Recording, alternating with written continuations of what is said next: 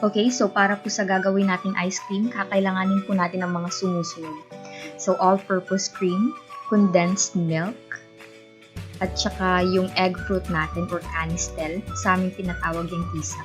At saka yung marshmallow natin. Wait, tabi ni konti. So, a-adjust ko muna yung camera. Okay, there. So, first things first, kakailangan nating i-separate yung laman ng ating egg fruit sa balat nito. So, hihiwain natin siya, tsaka natin tatanggalin yung laman. Di ko alam ba't maraming tao ayaw neto. Okay naman siya. Di nga lang ganun kasarap, pero di rin naman ganun kapangit yung lasa. Parang siya yung prutas na mahahalin tulad sa pinagdaraanan natin ngayon. Yung tipong marunong tayo pero di tayo magaling. Yung okay lang, mapagtsatsagaan. Yung so-so, somewhere in the middle.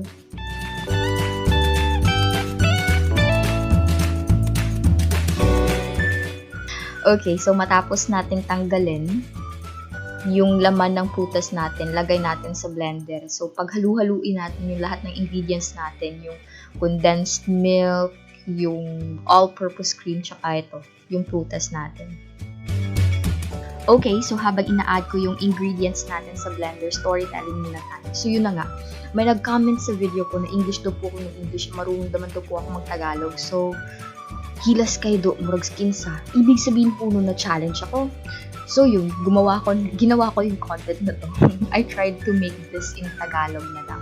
Kasi napakahirap kasi for Visayan people na magsalita in straight Tagalog. Kasi yung accent namin napaka-strong. Like, we don't say Google, tricycle, popsicle. In Visayan language, we say Google, tricycle, popsicle. So, yun. Medyo challenging talaga if we speak in straight Tagalog. Pero okay lang naman. Madara. Okay lang. Okay lang. Okay, so anyway, let's already blend our ingredients. So, let's turn it on. Tsaka, okay, there you go. Very satisfying.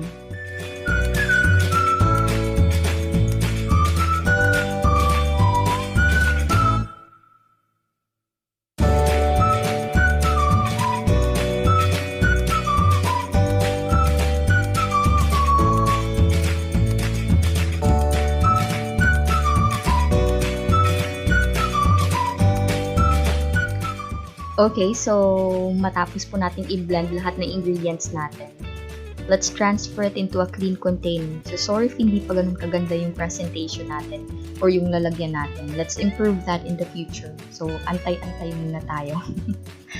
Okay, so matapos po natin i-transfer yung laman ng ating blender sa container, lagyan na natin ng marshmallow. Buhos na natin lahat. Di baling magsobra, wag lang magkulang, di ba? Parang love. Char. Okay. So, ilublog natin siya ng konti para hindi lang siya magmukhang toppings ng magiging ice cream natin. Okay. There. Ganyanin nyo lang.